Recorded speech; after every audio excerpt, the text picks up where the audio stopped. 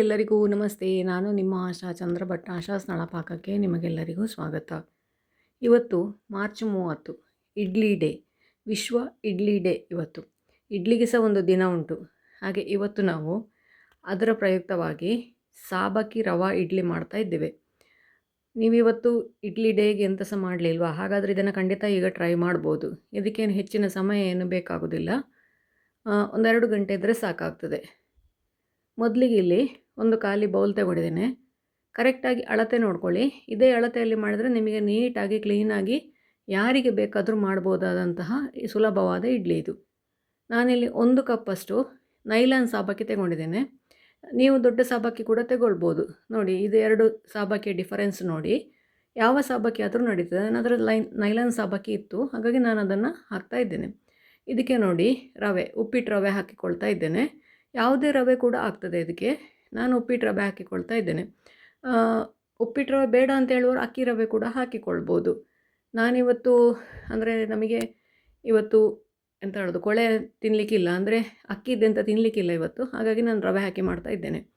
1 cup ರವೆ, 1 cup ಸಾಬಕ್ಕಿ ತಗೊಂಡಿದ್ದೇನೆ. ಅಷ್ಟೇ ಮೊಸರನ್ನ ತಗೊಳ್ತಾ ಇದ್ದೇನೆ. ಇಲ್ಲಿ ಮೊಸರಿಲ್ಲ ಅಂತ ಹೇಳಿದ್ರೆ ಮಜ್ಜಿಗೆ ಕೂಡ ಹಾಕ್ಕೊಳ್ಬೋದು ನೀವು, ಅಥವಾ ಮೊಸರು ಮಜ್ಜಿಗೆ 2 ಇಷ್ಟ ಇಲ್ಲದವರು ನೀರನ್ನು ಕೂಡ ಹಾಕ್ಕೊಳ್ಬೋದು. ಯಾಕೆಂದರೆ ಕೆಲವರಿಗೆ ಮೊಸರು ಮಜ್ಜಿಗೆ ಇಷ್ಟ ಇರೋದಿಲ್ಲ, ಅಂಥವ್ರು ಕೂಡ ಇರ್ತಾರೆ. ಅಂಥವರು ಇದನ್ನು ಅವಾಯ್ಡ್ ಮಾಡಿ ಬರೀ ನೀರನ್ನು ಕೂಡ ಹಾಕಿಕೊಳ್ಬೋದು.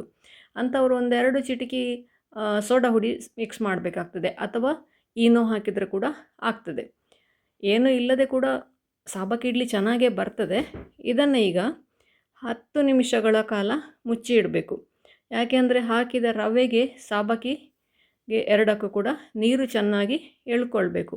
ನಿಮಗೆ ತುಂಬ ಟೈಮ್ ಉಂಟು ಅಂತೇಳಿ ಆದರೆ ಒಂದು 4-5 ಗಂಟೆ ಇದನ್ನು ಮುಚ್ಚಿಡ್ಬೋದು. ನಾನಿಲ್ಲಿ 4-5 ಗಂಟೆ ಅಂದರೆ ನಾನೊಂದು 3-4 ಗಂಟೆ ಅಷ್ಟೊತ್ತಿಗೆ ಮಾಡಿದೆ. ನನಗೆ ರಾತ್ರಿಗೆ ಮಾಡಲಿಕ್ಕೆ ಇರೋದಿದು. ಹಾಗೆ ನಾನು ಸಹ ಮಧ್ಯಾಹ್ನ ಆಗುವಾಗಲೇ ಇದನ್ನು ಕಲಸಿಟ್ಟಿದ್ದೇನೆ. ಇನ್ಸ್ಟೆಂಟಾಗಿ 10 ನಿಮಿಷದೊಳಗೆ ಕೂಡ ಇದನ್ನು ಮಾಡಿಕೊಳ್ಬೋದು. ನಾನಿವತ್ತು ಮಾಡಿರೋದು ಕರೆಕ್ಟಾಗಿ 3-4 ಗಂಟೆ ನೆನೆಸಿಟ್ಟು. ಈಗ ಇದಕ್ಕೆ ಉಪ್ಪು ಹಾಕಲಿಲ್ಲ ನಾವು ಆವಾಗ, ಉಪ್ಪು ಹಾಕ್ತಾ ಇದ್ದೇನೆ. ಹಾಗೆ ಅದರ ಜೊತೆಗೇ ಒಂದು ಸ್ವಲ್ಪ ಗಟ್ಟಿ ಆಯಿತು ಅಂತ ಅನ್ನಿಸ್ತು ನನಗೆ. ಹಾಗಾಗಿ ಒಂಚೂರು ನೀರು ಹಾಕ್ಕೊಳ್ತಾ ಇದ್ದೇನೆ. ಅರ್ಧ ಕಪ್ ನೀರು ತೆಗೊಂಡಿದ್ದೇನೆ ನಾನು, ಆದರೆ ಮಿಕ್ಸ್ ಮಾಡಿ ಆಗುವಾಗ ನನಗೆ 1/4 ಕಪ್ ನೀರು ಮಾತ್ರ ಬೇಕಾಯಿತು. ನೀವು ಅಳತೆ ನೋಡಿಕೊಂಡು ಹಾಕ್ಕೊಳ್ಳಿ. ನೋಡಿ, ಅರ್ಧ ತಗೊಂಡಿದ್ದೆ, ಅದರಲ್ಲಿ 1/4 ಕಪ್ ಹಾಕಿದೆ, 1/4 ಕಪ್ ಉಳೀತು. ಈ ಥರ ಅಳತೆ ಇರಬೇಕು ಅದಕ್ಕೆ. ಇದಕ್ಕಿಂತ ತೆಳ್ಳಗೆ ಕೂಡ ಆಗಬಾರ್ದು, ದಪ್ಪ ಕೂಡ ಆಗಬಾರ್ದು. ನಿಮಗೆ ಮಕ್ಕಳಿಗೆ ಡಿಸೈನ್ ಮಾಡಬೇಕು ಅಂತಾದರೆ ಈ ಥರ ಎಂತಾದರೂ ಇಟ್ಕೊಳ್ಬೋದು. ನಾನಿಲ್ಲಿ ಒಂದು ಕ್ಯಾರೆಟ್ ಇಟ್ಟಿದ್ದೇನೆ, ಹಾಗೆಯೇ ಕೊತ್ತಂಬರಿ ಸೊಪ್ಪು ಒಂದು ಸ್ವಲ್ಪ ಇಟ್ಕೊಂಡಿದ್ದೇನೆ. ನೀವು ನುಗ್ಗೆ ಎಲೆ, ಕರಿಬೇವಿನ ಎಲೆ ಮತ್ತು ಬೀಟ್ರೂಟು ಎಂತ ಬೇಕಾದರೂ ಇಟ್ಕೊಳ್ಬೋದು. ಇದಕ್ಕೆ ಈಗ ಮೇಲಿಂದ 1 ಸೌಟಷ್ಟು ಹಿಟ್ಟನ್ನು ಹಾಕ್ತಾ ಬಂದರೆ ಆಯಿತು. ಇದರ ಮೊದಲು ನೀವೀಗ ಮಾಡಬೇಕಾದ ಕೆಲಸ ಅಂದರೆ ಇಡ್ಲಿ ಪಾತ್ರೆ ಬಿಸಿ ಆಗಲಿಕ್ಕೆ ಇಡಬೇಕು, ಅಥವಾ ಕುಕ್ಕರ್ ಪಾತ್ರೆ, ನೀವು ಯಾವುದರಲ್ಲಿ ಇಡ್ಲಿ ಬೇಯಲಿಕ್ಕೆ ಇಡ್ತೀರಿ ಅದನ್ನು ಬಿಸಿ ಆಗಲಿಕ್ಕೆ ಇಡಬೇಕು ಮೊದಲೇ. ಅದು ಬಿಸಿಯಾದ ನಂತರ ಇಡ್ಲಿ ಹಾಕಿದರೆ ನಿಮಗೆ ಸಾಫ್ಟಾದ ಇಡ್ಲಿ ಬರ್ತದೆ. ಇಲ್ಲದಿದ್ದರೆ ಎಂತ ಆಗ್ತದೆ ಅಂದರೆ ಕೆಲವು ಸತಿ ಇಡ್ಲಿ ಪಾತ್ರೆ ಬಿಸಿಯಾಗದೆ ನೀವು ಹಾಗೇ ಅದನ್ನು ಇಟ್ಟರೆ ಅದರಲ್ಲಿ ಸೆಕೆ ನೀರು ಬರ್ತದೆ, ಮೇಲಿಂದ ನೀರು ಬಂದು ಇಡ್ಲಿ ಮೆತ್ತಗೆ ಆಗ್ತದೆ. ಹಾಗೆ ಆಗೋದನ್ನು ತಪ್ಪಿಸಲಿಕ್ಕೋಸ್ಕರ ಸರಿಯಾಗಿ ಇಡ್ಲಿ ಪಾತ್ರೆ ಬಿಸಿಯಾದ ನಂತರ ಇಡ್ಲಿ ಬೇಯಲಿಕ್ಕೆ ಇಟ್ಟರೆ ಅದನ್ನು 10 ನಿಮಿಷದೊಳಗೆ ನೀವು ಅದನ್ನು ಗ್ಯಾಸ್ ಆಫ್ ಮಾಡಲಿಕ್ಕೆ ಆಗ್ತದೆ. ಇಲ್ಲಿ ನಿಮಗೆ ಗ್ಯಾಸ್ ಸಹ ಉಳಿತಾಯ ಆಯಿತು, ಸುಲಭವಾಗಿ ತಿಂಡಿ ಕೂಡ ಆಯಿತು. ಅದೀಗ ಬೇಯ್ತಾ ಇರಲಿ. 10 ನಿಮಿಷ ಆಗುವಾಗ ಅದನ್ನು ಆಫ್ ಮಾಡಿದ ನಂತರ ಆಮೇಲೆ ಹೇಳ್ತೇನೆ ಅಂತ ಹೇಳ್ಕೊಂಡು ಈಗ ಚಟ್ನಿ ರೆಡಿ ಮಾಡಿಕೊಳ್ಳುವ. ಅದಕ್ಕೆ 1 ಕಪ್ ಕಾಯಿ ಹಾಕ್ಕೊಂಡಿದ್ದೇನೆ, 1 ಹಸಿಮೆಣಸು, ಶುಂಠಿ, ಈರುಳ್ಳಿ ಬೆಳ್ಳುಳ್ಳಿ ಹಾಕ್ತಿಲ್ಲ ನಾನಿವತ್ತು. ಹುರಿಕಡಲೆ 1 ಹಿಡಿಯಷ್ಟು ಹಾಕಿದ್ದೇನೆ, ಉಪ್ಪು ಹಾಕಿದ್ದೇನೆ, ಹುಣಸೆ ಹಣ್ಣು ಹಾಕ್ಕೊಂಡಿದ್ದೇನೆ, ಸ್ವಲ್ಪ ಕೊತ್ತಂಬರಿ ಸೊಪ್ಪು, 1-2 ಎಲೆ ಪುದೀನ. ಇದರಲ್ಲಿ ನಿಮಗೆ ಯಾವುದಾಗೋದಿಲ್ಲ ಅದನ್ನು ಸ್ಕಿಪ್ ಮಾಡಿಕೊಳ್ಬೋದು. ಈಗ ಇದಕ್ಕೆ ಫಸ್ಟಿಗೆ ತರಿಯಾಗಿ ಹುಡಿ ಮಾಡಿಕೊಂಡಿದ್ದೇನೆ. ಈಗ ಅದಕ್ಕೆ ಎಷ್ಟು ನೀರು ಬೇಕೋ ಅಷ್ಟು ನೀರು ಹಾಕ್ಕೊಂಡು ನುಣ್ಣಗೆ ಚಟ್ನಿಯನ್ನು ರುಬ್ಬಿಕೊಳ್ತಾ ಇದ್ದೇನೆ. ಇದು ಗಟ್ಟಿ ಬೇಕಾದರೆ ಗಟ್ಟಿ ಇಟ್ಕೊಳ್ಬೋದು, ತೆಳ್ಳಗೆ ಬೇಕಾದವರು ಒಂದು ಸ್ವಲ್ಪ ನೀರು ಸೇರಿಸ್ಕೊಂಡು ತೆಳ್ಳಗೆ ಮಾಡ್ಕೊಳ್ಬೋದು.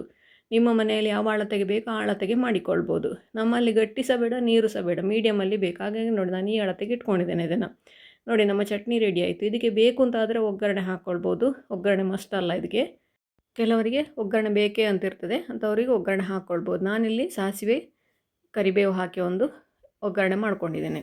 ಇದನ್ನು ಈಗ ಒಮ್ಮೆ ಚೆನ್ನಾಗಿ ಮಿಕ್ಸ್ ಮಾಡಿಕೊಂಡು ಮಂದಾಯಿತು ಅಂದರೆ ಒಂದು ಸ್ವಲ್ಪ ನೀರು ಸೇರಿಸ್ಕೊಳ್ಬೋದು. ಈಗ ನೋಡಿ ಇಡ್ಲಿ ನಾನು ಬೇಯಲಿಕ್ಕೆ ಇಟ್ಟು 20 ನಿಮಿಷ ಆಗಿದೆ. 10 ನಿಮಿಷ ಬೇಯಿಸಿದ್ದೇನೆ. 10 ನಿಮಿಷ ಹಾಗೇ ಅದು ಸೆಕೆಯಲ್ಲಿ ಬೇಯ್ತದೆ. ಅಂದರೆ ನಿಮ್ಮ ಗ್ಯಾಸ್ ಉಳಿತಾಯ. ಇಲ್ಲದಿದ್ದರೆ ನಾವು 20 ನಿಮಿಷ ಬೇಯಿಸಬೇಕಲ್ಲ. 10 ನಿಮಿಷ ಬೇಯಿಸಿ 10 ನಿಮಿಷ ಬಿಟ್ಟು ಅದನ್ನು ಓಪನ್ ಮಾಡಿದರೆ ನೋಡಿ ಎಷ್ಟು ಚೆನ್ನಾಗಿ ಬೆಂದಿದೆ ಅಂತ ಹೇಳ್ಕೊಂಡು ಇಡ್ಲಿ ರೆಡಿಯಾಗಿದೆ. ಈಗ ನಮ್ಮ ರುಚಿಯಾದ ಸಾಬಕ್ಕಿ ರವಾ ಇಡ್ಲಿ ನೋಡಿ ಎಷ್ಟು ನೀಟಾಗಿ ತೆಗೀಲಿಕ್ಕೆ ಕೂಡ ಬರ್ತದೆ ಅಂತ ಹೇಳಿಕೊಂಡು ಈ ಥರ ಒಂದು ಸ್ಪೂನಿನ ಕಡೆ ಹಾಕ್ಕೊಂಡು ನೋಡಿ ಆರಾಮಾಗಿ ತೆಗಿಲಿಕ್ಕೆ ಬರ್ತದೆ. ಎಲ್ಲವನ್ನು ಕೂಡ ಅದೇ ಥರ ತೆಗೆದಿಟ್ಕೊಂಡಿದ್ದೇನೆ. ಈಗ ಇದನ್ನು ಪ್ಲೇಟಿಂಗ್ ಹಾಕ್ತಾ ಇದ್ದೇನೆ. ಪ್ಲೇಟಿಂಗ್ ಮಾಡುವಾಗ ನೋಡಿ ಈ ಥರ ತಿರುಗಿಸಿ, ನಾವಾಗ ಕೆಳಗಡೆ ಡಿಸೈನ್ ಹಾಕಿದ್ದೇವಲ್ವ, ಆ ಡಿಸೈನನ್ನು ತಿರುಗಿಸಿಬಿಟ್ಟು ಈ ಥರ ಹಾಕಿ ಬಿಸಿ ಬಿಸಿ ಇಡ್ಲಿ ಮೇಲೆ ಒಂದು ಅರ್ಧ ಚಮಚ ತುಪ್ಪ ಹಾಕಿ ಅದು ಚೆನ್ನಾಗಿ ಕರಗಿ ಹೋಗ್ತದೆ. ಆವಾಗ ಅದು ಬೆಣ್ಣೆ ಬೇಕಾದವರು ಬೆಣ್ಣೆ ಕೂಡ ಹಾಕ್ಕೊಳ್ಬೋದು, ತುಪ್ಪ ಬೇಕಾದವರು ತುಪ್ಪ ಕೂಡ ಹಾಕ್ಕೊಳ್ಬೋದು. ಪುಡಿ ಇಷ್ಟ ಇರುವವರು ಅದ್ರ ಮೇಲಿಂದ ಒಂದು ಸ್ವಲ್ಪ ಚಟ್ನಿ ಪುಡಿಯನ್ನು ಕೂಡ ಹಾಕ್ಕೊಳ್ಬೋದು. ಮಾಡಿಟ್ಟ ಚಟ್ನಿ ಹಾಗೆಯೇ ಸಾಂಬಾರು ರೆಸಿಪಿ ನಾನು ಇದರಲ್ಲಿ ಹಾಕಲಿಲ್ಲ, ನನ್ನ ಹತ್ರ ಮಾಡಿಟ್ಟ ಸಾಂಬಾರು ಇತ್ತು, ಹಾಗೆ ಅದನ್ನು ಹಾಕಿ ಸರ್ವ್ ಮಾಡ್ತಾ ಇದ್ದೇನೆ. ನಮ್ಮ ರುಚಿಯಾದ ಸಾಬಕ್ಕಿ ರವಾ ಇಡ್ಲಿ ರೆಡಿ ಆಯಿತು. ನೀವು ಕೂಡ ಒಮ್ಮೆ ಖಂಡಿತ ಟ್ರೈ ಮಾಡಿ ನೋಡಿ, ಹೇಗಾಯಿತು ಅಂತೇಳಿ ಕಮೆಂಟ್ ಮೂಲಕ ನನಗೆ ತಿಳಿಸಿ. ಲೈಕ್ ಕೊಟ್ಟು ಶೇರ್ ಮಾಡಿ. ನೀವಿನ್ನೂ ನಮ್ಮ ಚಾನಲನ್ನು ಸಬ್ಸ್ಕ್ರೈಬ್ ಮಾಡ್ಕೊಳ್ಳಿಲ್ಲ, ಸಬ್ಸ್ಕ್ರೈಬ್ ಮಾಡಿಕೊಂಡು ಪಕ್ಕದಲ್ಲೇ ಇರುವ ಬೆಲ್ ಐಕಾನನ್ನು ಒತ್ತಿ ನಮ್ಮನ್ನು ಸಪೋರ್ಟ್ ಮಾಡಿ. ಮುಂದಿನ ವಿಡಿಯೋದಲ್ಲಿ ಇನ್ನೊಂದು ಹೊಸ ಅಡುಗೆಯೊಂದಿಗೆ ಇನ್ನೊಂದು ಹೊಸ ರೆಸಿಪಿಯೊಂದಿಗೆ ಪುನಃ ನಿಮ್ಮನ್ನು ಭೇಟಿ ಆಗ್ತೇನೆ. ಧನ್ಯವಾದಗಳು.